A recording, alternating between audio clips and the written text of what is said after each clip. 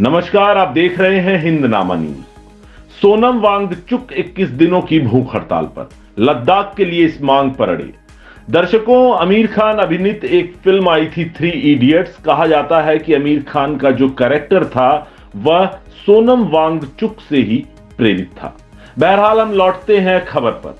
लद्दाख के लिए अनशन पर बैठे सोनम वांगचुक ने वीडियो में कहा कि नाजुक हिमालय और उसके निवासियों की सुरक्षा की हमारी मांग सिर्फ सरकार से ही नहीं बल्कि दुनिया के बड़े शहरों में रहने वाले नागरिकों से भी है।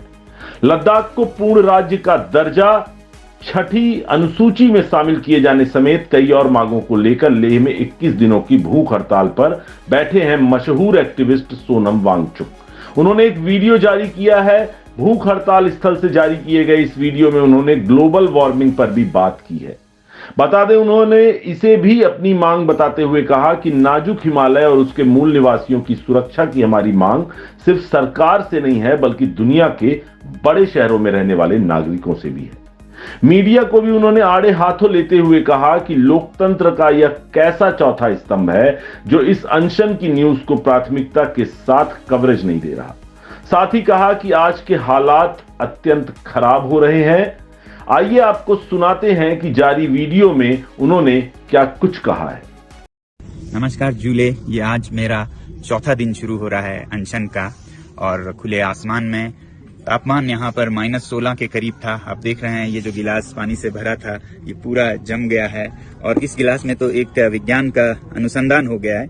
ये भरा हुआ था कल रात को, अब ये उठकर ऊपर हो गया है, यानी कि जमने पर पानी का परिमाण, वॉल्यूम बढ़ जाता है। इससे दिखता है टेबल पर जो पानी गिरा वो सब जम के ऐसा हो गया है। ऐसे में हम अनशन कर रहे हैं, मगर सबसे हैरानी मुझे ये है कि आज तक जो मेन स्ट्रीम मीडिया है भारत की, उसने इस आंदोलन का जो उथल पुथल इस सीमा पर हो रही है इसका जरा भी जिक्र नहीं किया। सीमा पार से एक सीमा हैदर आती है तो उन पर सैकड़ों घंटे चर्चा होती है, मगर भारत, चीन और पाकिस्तान के सीमा पर लद्दाख, इस पर जीरो चर्चा है। आपको पता है, मेरे ख्याल से तो आज भारत के इस सीमा पर हमारे सैनिक सबसे कमजोर स्थिति में हैं, क्योंकि यहाँ पर सबसे बड़े लड़ाकू माने जाते हैं लद्दाख स्काउट्स, सिख रेजिमेंट्स और गुरखा रेजिमेंट्स। आज लद्दाख के सैनिकों का मनोबल टूटा है, ठेस पहुंचा है, क्योंकि लद्दाख को न लोकतंत्र दिया गया है न संरक्षण।